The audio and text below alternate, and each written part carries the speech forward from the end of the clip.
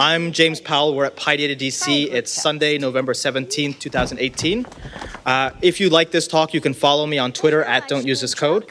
I am joined today by two suckers who are willing to participate in this talk, who are willing to help me write this talk and to brainstorm it. Allan and Brandon Burroughs. And they'll briefly be kind of introducing themselves. But before we get started, I want to start with the question for this talk, something that we've all heard somebody say at some point in our lives. Why do you have to make it so complicated? For example, the audio people, why do they have to make it so complicated to turn off the music? But it's the way the world is. Now, this is very reminiscent of maybe other questions that we ask or answer that have very contextualized or very hard answers. But fundamentally, what I want to draw your attention to is it's a very different kind of talk than what I give. Usually, the kind of talks that I give are useless because I'm showing you something code-wise that you don't really care about. This is a talk that is... You can take your music everywhere you go. No connection? No problem. Listen offline and take your favorite tracks everywhere. Tap on the banner to learn more. Perfect. Thank you. You don't know what I need right now. Okay, I think we're ready to go. Okay, so this is a very different kind of talk than usual. I thought that instead of making a talk that was useless because the code that I showed you wasn't something you'd ever do in production, I'd give a talk that was useless because the concepts that I show you really don't go much of anywhere. Now, when coming up with this, one of the things that I was reminded of was a question that we had answered very successfully in previous talks that I'd given. What's the difference between good code and bad code? Does anyone know the difference between good code and bad code? It's a very, very easy answer. Yeah, good code is code I wrote. Bad code is code you wrote. So when you talk about sophistication or complexity, it's the same thing. The complexity in your code is unnecessary, but the complexity in my code is justified. And this is really not a very good answer, or maybe it's not the best answer, because if you think about the best answer to this question, it's nuanced, it's contextualized, it's specific to the working environment in which you work, and it's very personalized. And so that's why we can so trivially make fun of these questions, because the real answer, there's no one guideline or one metric. Instead, what I thought we would do in this talk is we brainstorm some ways to maybe communicate issues of sophistication using a framework that Dan and myself had been talking about for the last few months over the course of a couple of different talks at a couple of different events. You can think that instead of coming up with a good take-home message for this talk, I thought we could call this crowdsourcing the take-home. When I become a management consultant, that's what this talk will be titled. And so let's get started with the handout. Dan and Brandon will be handing out a little survey to you. It's 2 pages, and we'll explain what the handout is. There's a bunch of pens, and ideally this will be an opportunity to kind of play with the handout and to think what this tells us about complexity or sophistication. This handout is not intended to be a survey where we collect the data and that data is then plotted or we put it into a machine learning algorithm or we try and make a decision off of it. Rather, it's intended to be a tool which we use in order to maybe communicate or understand the topic better. It's a tool that we might use in order to set the tone at an organization in which we work or set the baseline for the culture that we want when we're working. It's maybe a tool that helps us understand the topic better ourselves. And so I know Dan and Brandon are still handing out the handout, but I'll explain to you how it works. The purpose of this handout is to encourage you to think about these topics in a different way, to come up with some framework, a very imperfect and a very flawed framework, for you to think about this topic in order to try to better understand it, or at least put into words things which you have some natural reaction to. And it's also to try and figure out ways that we can communicate this topic to our coworkers or to people that we work with. It's a very interactive exercise. We've tried this exercise today so far with 4 or 5 people. And in each case, it was more like a personality test wherein you fill it out and then you talk to the psychologist and the psychologist asks you, so how come you put that one there? Because we don't have the opportunity to interact with each other one-on-one during this session, I would encourage you to work with the person sitting next to you, or if you like the survey, tweet at me with your results. If your results are interesting in any fashion, or if you feel they're different, or if you came up with something which you thought kind of breaks the mold. Before we look at the survey, I want to say that it's very contextualized to how you work. So one of the things I want you to think about is, do you work in industry or academia? So Dan, who filled out the survey earlier, works somewhere between both industry and academia, and Brandon works in industry. When we say the word users, do you think of end users, just people who take point-and-click software and use that? Do you think about analysts who may take code and build, or take models that you've developed and build analyses off of that? Do you think about scientists who might be running experiments based off of the code that you write? Do you think about other code users, people who take your code, your library code, your utility code, and build upon it? Or do you think about other code contributors? When you think about the work that you do you build systems? Do you build applications? Do you build models? Or do you build libraries? And when you think about your work product, what are you actually paid to do? Are you paid to write code? Or are you paid to create analyses that require code in order to be run?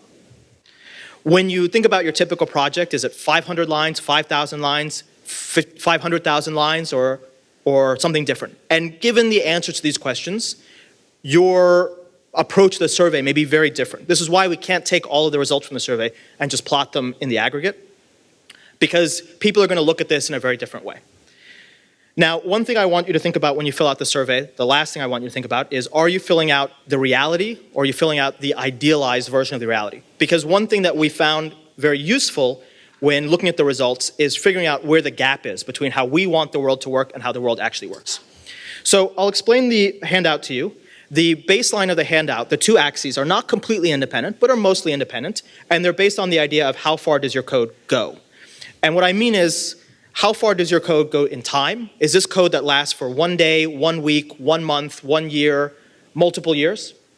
Now, what that means can be interpreted in a lot of different ways. One way to interpret that is, if I write some code, is it no one ever going to look at it after 1 week?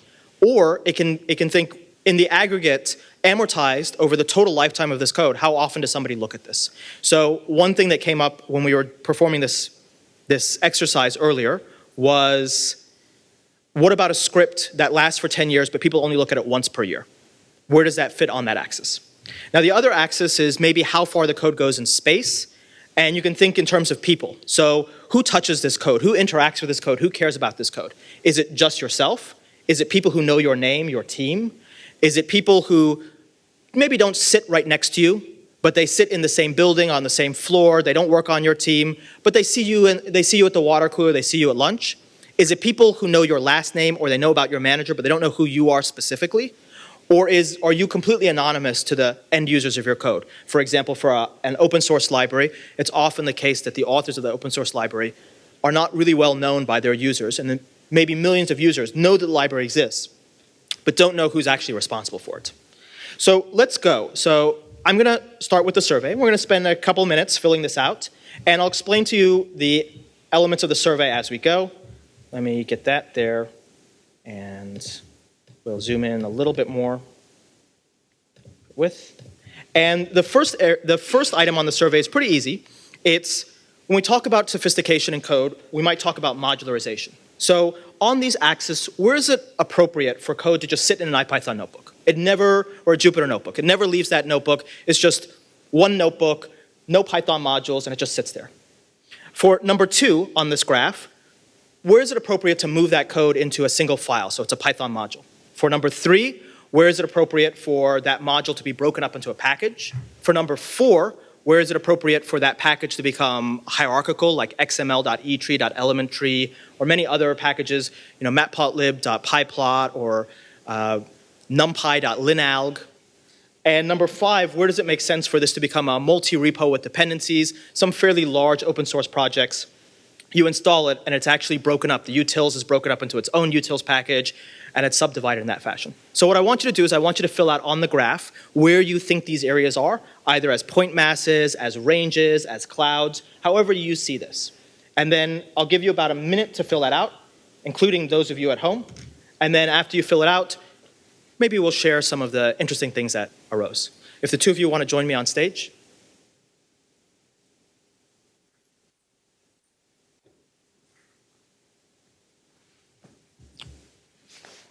Now, if you feel like it's never appropriate to write a Jupyter notebook, you can just cross that element out. Or if you think there's other gradations or other steps along the way as you add sophistication to your process, you can add those as well. What we're looking for is we're looking to use this framework in order to start you really thinking about at what point do you switch from one way of working to another way of working? At what point do you tell your users, no, that's not good enough? At what point do you have to train scientists or data scientists or analysts to do better? And where do you find that arguments arise when you say, you know what, please stop emailing me an IPython notebook. Please put it into a Python module. Please don't write all your Python modules as single files. Please break it up into a package. I'll give them another 2 minutes. Okay. And this should be a fairly easy one for you. Now, one thing that we discussed as we ran through this exercise is some of you are filling out the way the world works where you are right now. Some of you are filling out how you want the world to work. I think that if we perform this exercise in the aggregate across a division or a team, we could come up with some shared consensus around how we want to write our code. And it could be something that we could use to onboard new developers, new coworkers, new colleagues, or even set a baseline for the users of our work product. So we'll take another minute and then we'll go on to the next graph.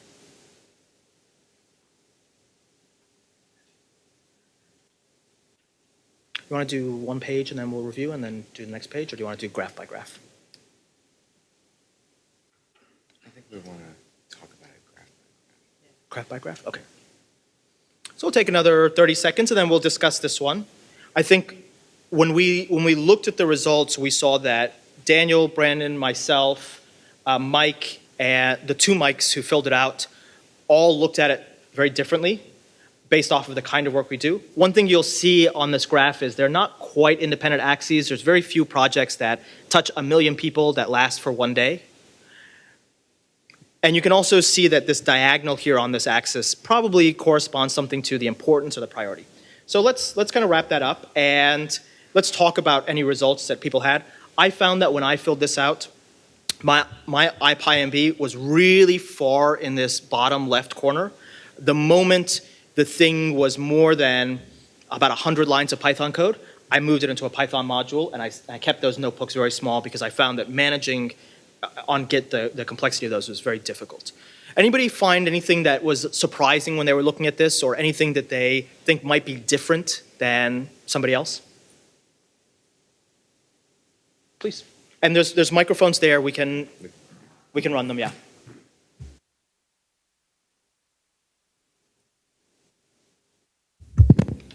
Test. Yeah.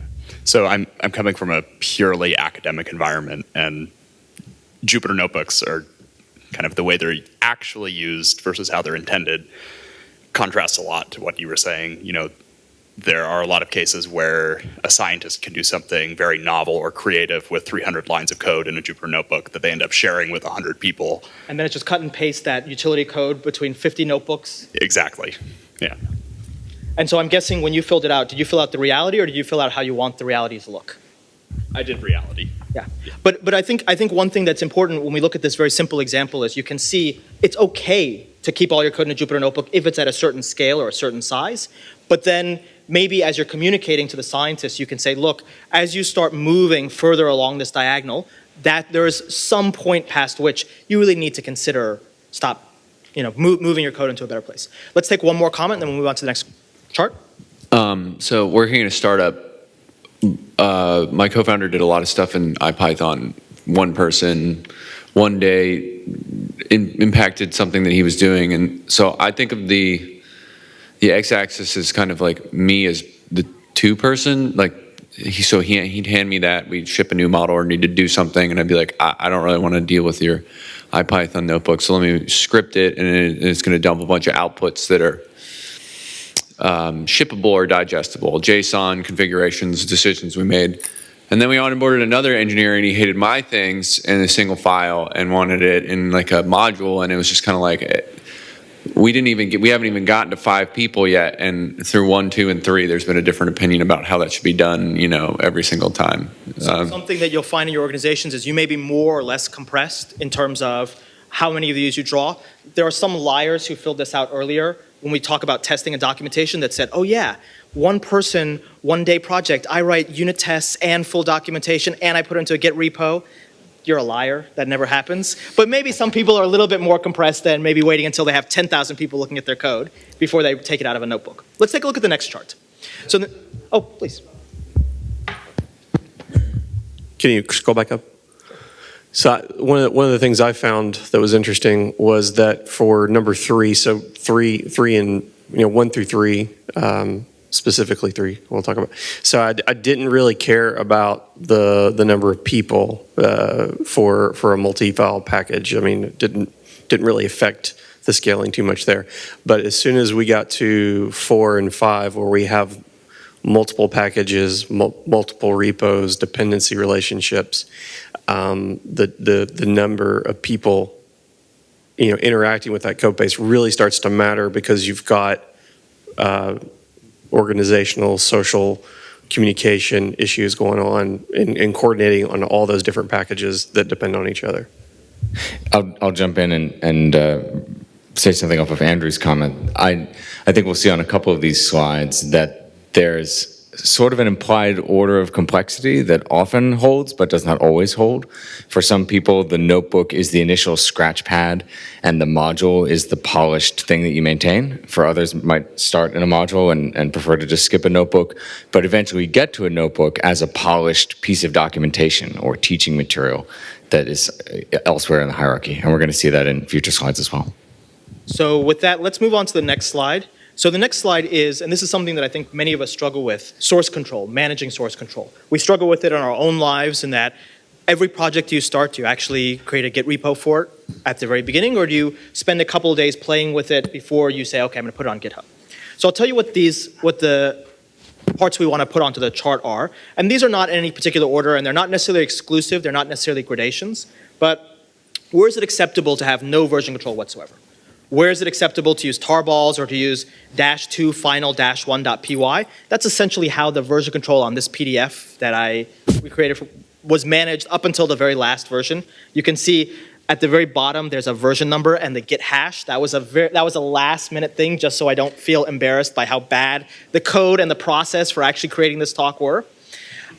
At what stage do we need to start using Git or some version control system? If we're using Git, at what stage is it okay for people to just use Git linearly? At what stage do they need to add branches? At what stage do you need to teach people about forks and pull requests? At what stage do you need to start tagging releases and be able to talk about what those tags mean or what those tags are tied to?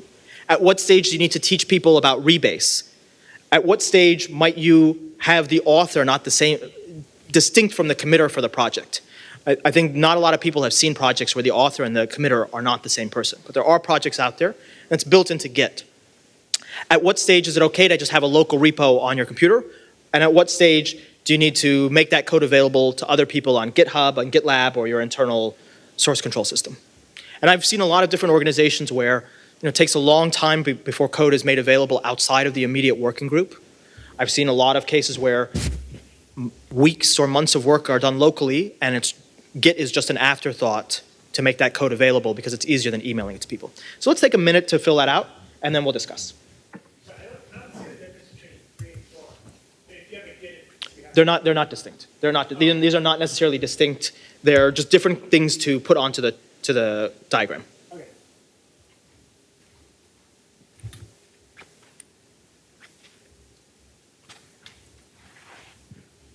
And you'll see this throughout. In some cases, there will be multiple elements that can both be put onto the plot, where they're not exclusive of each other. Give them another 45 seconds, and then we'll see if anybody came up with anything interesting when they were filling this out.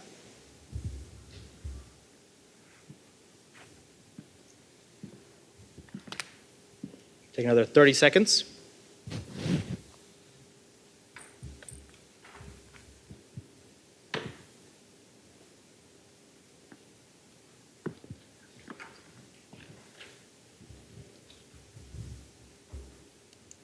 So did anybody say it was appropriate to just never use version control? Because you're a bunch of liars. Because I know 100% there's a lot of projects that you do that are just in some temp folder or in some scratch folder. There's almost certainly some place where you just don't bother with it because it's harder, it's more work to use version control than not. Now, one of the people who filled out the survey before told me that is not the case for any piece of code he ever writes. I have asked if I can look at his laptop afterwards to verify that myself. I'll just look for like a temp folder or a scratch.py or something like that. Maybe an Emacs buffer. You never know. At what point do you need to start using version control? What's the baseline? What do people think? 1 day. 1 day for one person, and then you immediately need to start using version control? Yeah. Okay. And create the project on GitHub. Yeah, that's a very that's Dan, who's a graduate student. That's a very resume oriented approach. Everything goes on GitHub, as many repos as possible. Yeah, so this is not the way the world should be, but the way I am, my world is. Beyond somewhere between a day and a week, I have lots of 0.1, 0.11, 0.21s, and they add ad infinitum. Yeah. But like the moment it's more than one person, it needs to be something more than that. Okay. Now, one thing that's not added here, but you can think about extending this diagram for is when you look at your Git commit messages, at what point do your Git commit messages go from fixed sundry list of broken things to, addressed PR number 143, issue number 26, fix this with a short message and a long message and a description of that. At what point do you need to enforce people writing proper Git commit messages, and at what point is it okay to just be like, fixed it, tried to fix it again, didn't work, typo, those 7 p.m. I want to go home type of Git commit messages? Yeah, my comment, Nathan, software developer. So for me, kind of similar along the lines, after one person, and then there's you have to collaborate, then it's almost kind of like a requirement to use Git and GitHub for collaboration. But for one person, I kind of have this is almost like admitting something bad. I'll set Git up and I'll start, for one person projects. It might take, however long time. I'll work on it. I'll update it. But then because I'm the only audience for it, I just might not commit my, ongoing work. So are your users other programmers, or are they? Yeah, but this is like a scratch pad for me. Okay. Or stuff that might be, a very limited audience of maybe one. So one question is, if you have technical non-programmers, so like scientists or data scientists, at what point do you tell them everything has to be in a branch that's not develop or master? If you're making a change, it has to be in a branch, branched off of develop, and we merge that in. And the very sophisticated, involved use of branches, as opposed to, there's two branches. One is master, one's develop, never touch master. That's only for the release manager. Do everything off of develop. That's another question that gets asked, because on an open source project where I work with scientists, they just work off of develop because I can't get them to create their own branches for things. So to me, when it comes to Git, once you exceed something like an hour or two, it becomes worth it. And I think I have a very good reason for this. I think most people misuse the fact that once you get something working, you should just immediately just 2 commands, git init, git commit. Mm-hmm. And now you always have a rollback point. Okay, so that when you're going forward, if you break something, so then you end up with really messy history, right? So at what point do you tell people, okay, you need to start rebasing your history to make it clean and presentable? Once someone else is going to read it. Okay, so because you'll always remember your own history. Okay. Yeah. Dan, did you have something to add? Well, so this goes along the lines of when do you bring up branching and forks? Mm-hmm. Maybe not forks, but mainly branching. So I teach this 10-week summer program at Virginia Tech. And so we have these bunch of projects. They're roughly 5-person teams. And last year, I tried to shield them from branches and just constructed a project repository that's really specific to limit the amount of merge conflicts. And then it turns out that after they all leave, it's my job to make sure their code is working. Mm-hmm. And so this year, to sort of prevent that from happening, there's undergrads who are on this project and also grad students. So the way we ended up structuring it was, okay, we're just doing branches, and then the grad students have to review these pull requests. And that's the only way you can somewhat enforce someone else looking at your code, just so you don't have this 50-line for loop or like 50 things copy and pasted and just write a loop for it. So that's sort of, a 5-person team over the course of 10 weeks. Like if that's the scope of your project, like use branches. Okay, fair enough. Anything else anybody wanted to add where they feel like they may have written something different than the prevailing wisdom? If not, let's take a look at the next one. Error handling is something that comes up a lot. I work with a lot of test automation engineers when I do corporate trainings, and one question is, okay, at what level of granularity should we write tests? So at what point is it okay to just say, you know what, Python doesn't core dump? Just let it create a traceback. We can always cut and paste that into an email and email whoever wrote the code. At what point is it okay to just do a bare exit when something goes wrong? At what point do you need to use the logging module to emit logging.info, logging.debug, logging.critical messages so that when somebody cut and pastes the output of your script into an email to tell you it broke again, you have a little bit more information? At what point do you use try except? At what point do you actually care what kind of exception you're capturing? And you pay attention to, is this a type error? Is this a value error? At what point do you bother with raise from wrapping other people's errors using chained exceptions? At what point do you say, you know what, my library or my tool is so important, I need to have my own class of exceptions? At what point do you say, my users keep running into the same common problems. Let me create a page on my wiki or my GitHub repo with the common issues people run into and the mitigations for them.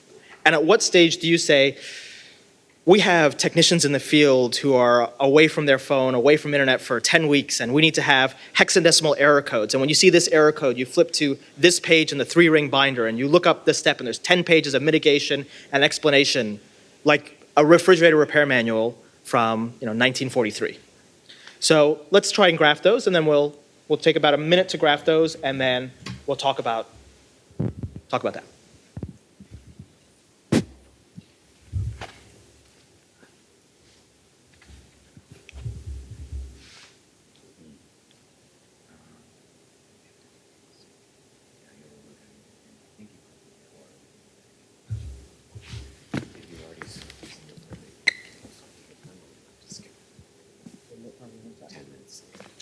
Skip to, no, we'll get to them. We'll get because we'll skip.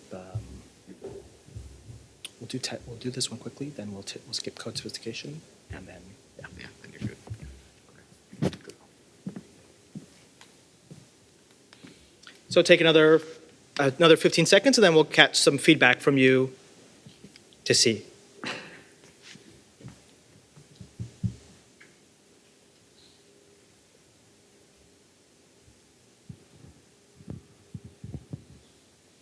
Okay, so let's get some feedback from you. Before we do that, I'll give you my impression.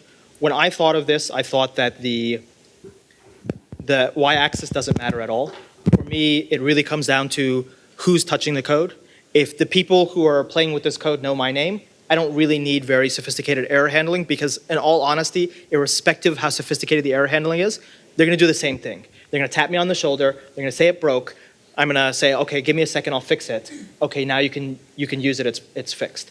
And only at the point where people don't know my name or they have to send me emails or they have to post things online do I bother with error handling, more sophisticated than the most basic that I can do.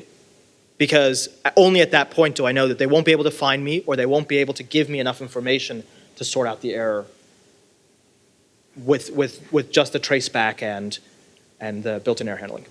Any other thoughts on this one? Any feedback? Anybody think differently? Now, you may find also that the axes are maybe inappropriate for some of these diagrams. Some people say, you know what, it's neither the time nor the number of people who touch the code.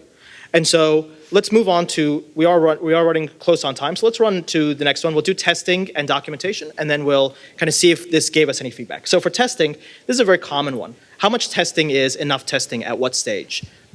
Are no tests ever appropriate? Is it appropriate to just have manual tests where you just run the script, and if it works, if it doesn't core dump, or if it doesn't give you a nasty looking traceback message, ship it? At what point do you do doc tests? At what point is it okay to just have a shell script or a make file that has all your tests in it? At what point do you need a custom framework? At what point do you need a test framework like PyTest? At what point do you need a custom framework like an extension of PyTest? For example, with custom fixtures. At what point is it okay to just do holistic tests where you just say, I ran it to give me the same results as last time, versus unit tests, which look at only one unit of functionality, versus regression tests, which make richer comparisons between the behavior as you see it today and the behavior as you saw it at some baseline? When do you need integration tests, which look at how your code interacts with other code, including potentially code that you don't write or maintain? At what point do you need fuzz tests, so some kind of sophisticated mathematical form of testing? At what point is it appropriate to involve continuous integration? And if you have continuous integration, at what point do you need to test all the possibilities of where your code might be deployed, all the different platforms, all the different versions of all the dependent libraries, all the different versions of all of the libraries that then might use you? So let's take about a minute to fill that out, and then we'll gather some feedback from you. Now, what I want you to think about as you fill this out is, again, if you compare your results to the person sitting next to you, this is intended to spark a discussion as opposed to create hard and fast rules. The purpose of this visualization is, in the aggregate, if you fill out all the visualizations and you look at them, you'll begin to get a sense of what your priorities are. You'll begin to get a sense of the priorities that you want to communicate to the people that you work with. In one case, we found that the person who filled it out really, really prioritized testing. Really thought testing was important, and honestly, they even thought a well-tested piece of code was more important than a piece of code that had extra functionality. I've worked with people at companies like the Move Fast and Break Things company, and they don't think that way at all. They say, marginal functionality I want over marginal test quality. And ship it, put it into production. If it breaks, we can fix it again. Tests are not important. So take another few seconds to fill this out, and then we'll get some feedback from you. Okay, any feedback? This is one I also feel very strongly about, and it drives me crazy. Every single thing you write, you have an I/O, and therefore you should always have a unit test. Like you're going to have to test your code some way, right? Whether it's just going to be a manual run or not. Like you're not just going to ship a piece of code without at least running it once to see if it works. So you might as well wrap it in a unit test. So I will disagree with you there. If you ever work at a company with 250,000 employees, I have seen circumstances where you ship code without even running it because you know no one's even going to run it themselves. But that's when you're getting really cynical about the way that organizations are structured. Yeah, that's pretty terrifying.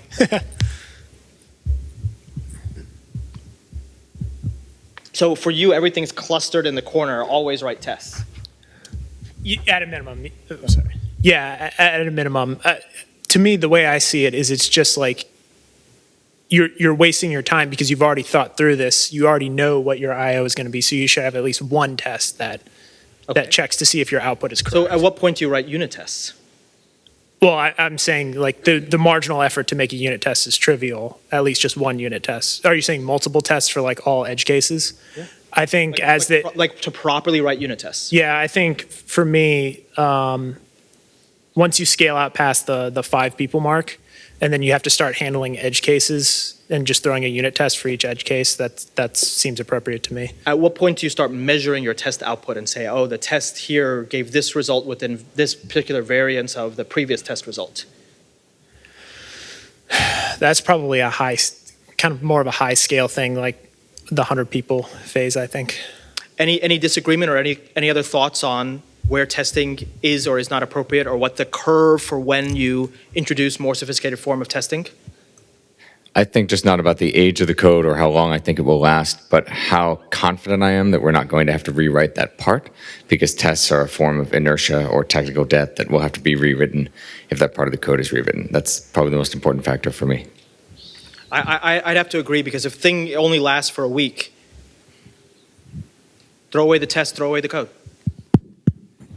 Yeah, one of my favorite answers to all the data science questions is it depends, right? Because it always does. In this particular case, most of my job is just developing notebooks or analysis that we need to present to the leadership. Now, I don't care about testing at that point. I just need my code to work. Enough to be able to present it to them in a particular manner. But then when you develop a product that is going to be shipped, which is going to be seen by thousands of consumers or hundreds of thousands of consumers, at that point you need all those testing types. Mm-hmm.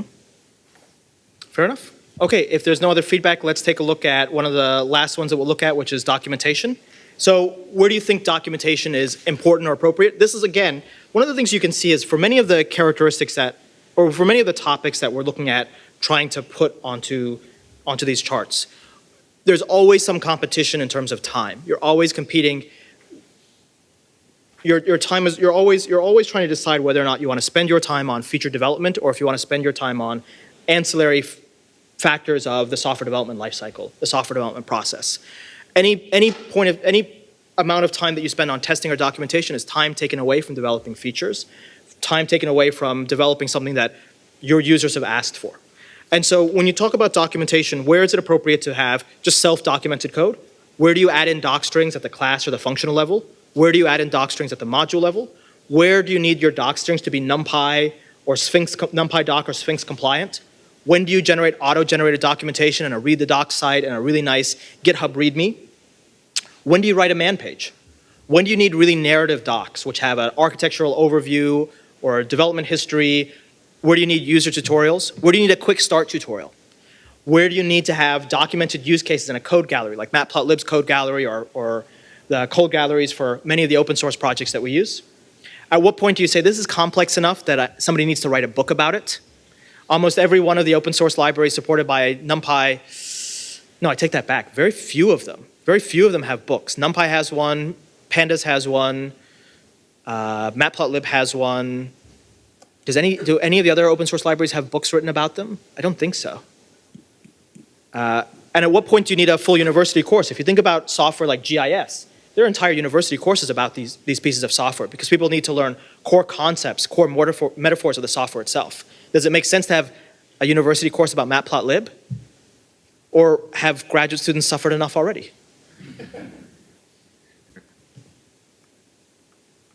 So we'll take another few seconds to fill that out, and then we'll see what you think. Now, what I'd encourage you to do, especially for those of you who are too shy to share your results with everyone, is look around, and if you see somebody after this talk is over, and you want to start a conversation, compare your results to their results and see where they differ and see where your opinions about these topics differ. If you got the same answer, one of the two of you is probably lying to yourself about how often you write tests, and really push them and say, do you really write tests that often? Do you really write that much documentation?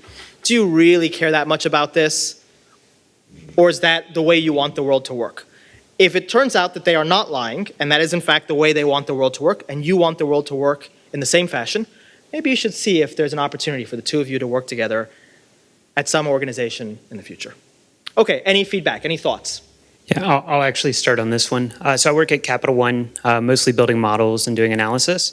And I work on a lot of things that are regulated both internally and externally by the government. And so there are very high expectations for documentation if you do anything that's going to be like in production. And so you're going to have very smart people internally and externally auditing your code, especially internally. Some of the smartest people are the ones they get to go poke holes in all of your arguments. And so if you don't have things well documented, it quickly becomes a blocker. And I've been in that situation where I've taken over undocumented projects and then had to defend them. And so I'm especially passionate about writing documentation, probably for anything that's going to be more than just me and is going to last more than a week. So that's something that I do a lot of. I don't write any docs. If you can't understand what the thing does, it's not for you.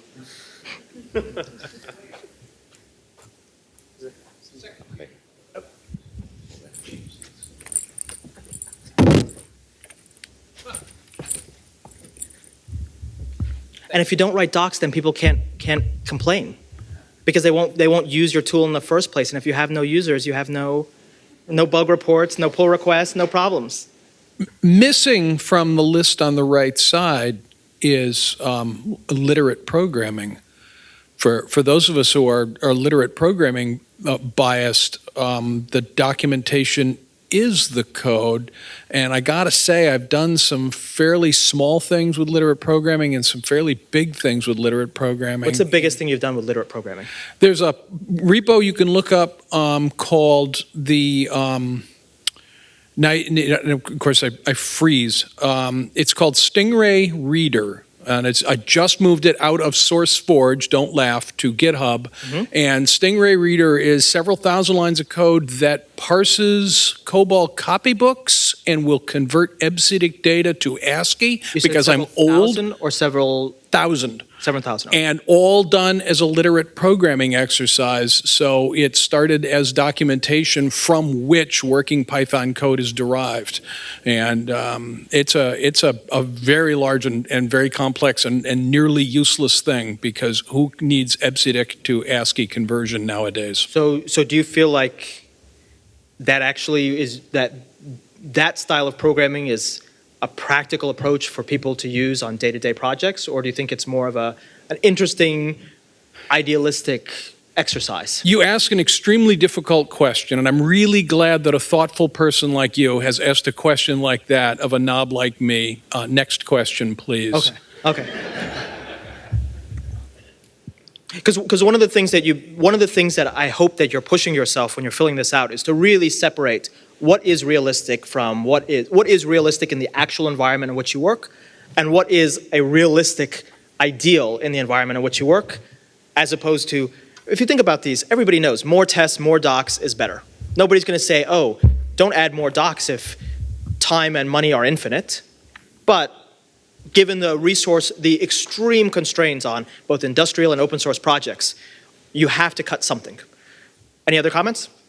I have two interesting points related to myself, which is 1 person, 3 months, doc strings, or just general code commenting, because I found assumptions of business logic or something that I come back to after a month and I'm like, what? Like, why did I do that? And then I rethink through it. And in that process of rethinking through it, I actually write it down outside of code.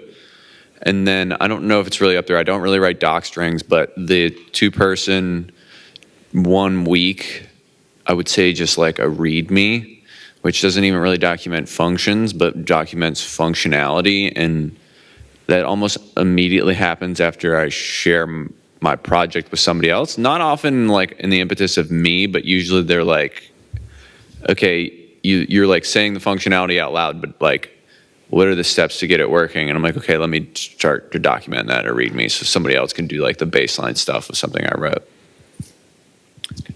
Let's actually hold off on those comments. We'll do the last one, then we'll take all the comments at the very end, just for time. So let's skip ahead, and I want to do just the very last one at the top of the last page, which is support of open source. I included this so that they would invite me back to speak at a future PyData conference. So this is the token. Let's all support open source. If you're working on a project that has a dependency on an open source project, at what point is it okay to just say, you know what, git clone, that's all the interaction I need with that open source project? At what point is it upon you to start reporting issues back to the core developers, to contribute by just telling them what's broken? At what point is it on you to put the effort into submitting a pull request to fix things which you know are broken that you can fix? This is something that people in a lot of environments really struggle to do. I know in corporate environments it is very difficult to actually, in an open fashion, contribute to these projects because there's legal barriers, there's organizational barriers in place. At what point do you say, you know what, I need to support matplotlib so much, I'm going to give a little bit of money to NumFOCUS as a contributing member? Or at what point do you say, we are so utterly dependent on Jupyter Notebook that we need to convince our boss to become a NumFOCUS corporate sponsor to ensure that this tool is sustainable? So let's take 30 seconds to fill that out, and then we'll present our general findings.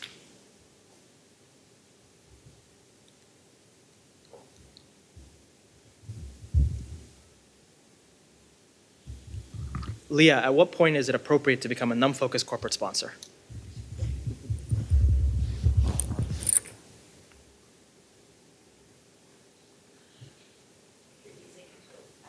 If you're using the tools at all, there you go.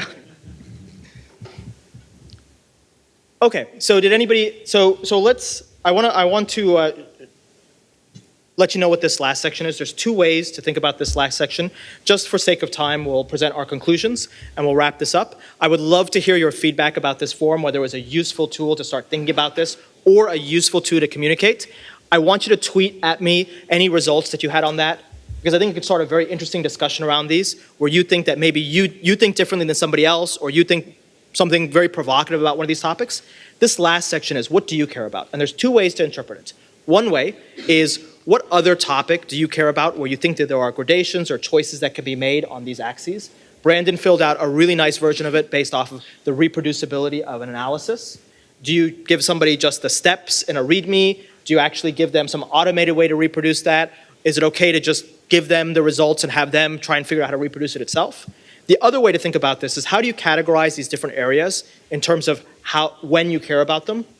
Do you care about documentation only in certain regions? Do you care about testing only in certain regions? At what point do you begin to care about something? So think about that. Tweet that at me. I'd love to see your response. I hope this has been a useful framework for beginning to think about the issue. As I said, please tweet at me or tweet at Brandon. I hope you learned something new. Who liked this as a general framework for beginning to think about this? And not only think about this, but communicate this to your coworkers, to potential organizations where you work, to new people. Let me see a show of hands. Who liked it? Very good. So I hope you learned something new about yourself.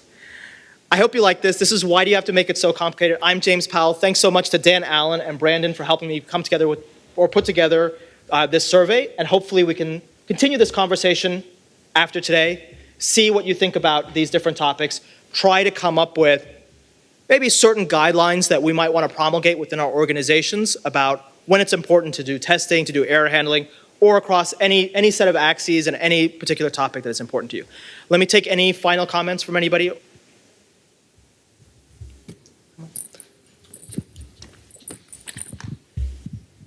I don't know how relevant it is, but I was just thinking that oftentimes if you do really good unit testing, it can kind of take the place of documentation to a certain extent because you demonstrate how you intend it to be used.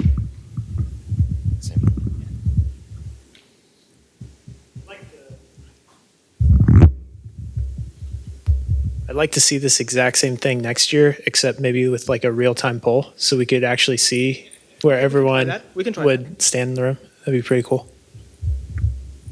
We can create more things to fill out on the graph as you put them in there. We can name and shame the liars who tell us that they seriously, oh, I write documentation for every 5-line script that I write, and I put it on GitHub with a full README. No, you don't. Full set of unit tests. No, you don't. No, you don't. I see. I really like this exercise because I've been thinking for a while now that, people that write code and develop systems, they learn so much by failure. And that big nasty project that you're like, oh boy, I wish there was some documentation, or I wish every commit that was pushed didn't break something terrible via side effect. So I kind of like this because it made me really think about all the biases that I have sometimes for writing too granular tests and maybe not documenting enough. So kind of made me think about where I've been and what things should be focused on. And I want to leave you with one last comment, which is, if you're a manager and you're thinking about this, one thing is, if you're a manager, you're going to at some point bring on board some young programmer, maybe fresh out of school. And they're going to be very eager to please. And they're going to want to do things to get some positive feedback from you, but you may not have time to mentor them on a daily basis and say, you're doing a good job, you're doing a good job, you're doing a good job. Being able to communicate to them the priorities and the relative prioritization of these things can be very helpful in mentoring them. To tell them, look, if you spent the whole week and all you got done in this week is added more tests, that makes me happy because I think tests are very important. Whereas if you spent the whole week writing documentation and it was for a one-person project that is only going to last 1 week, that doesn't make me happy because I don't think documentation is that important. And so as you begin to evolve your understanding of these topics or evolve the way that you communicate them through frameworks like this, you can help communicate to junior programmers things which will make them more effective. It's a form of passive mentorship. And so I hope you like this diagram. I hope you like this presentation. Thank you so much to Dan and Brandon for helping me out. And it was my pleasure to present this for you today. Thank you so much.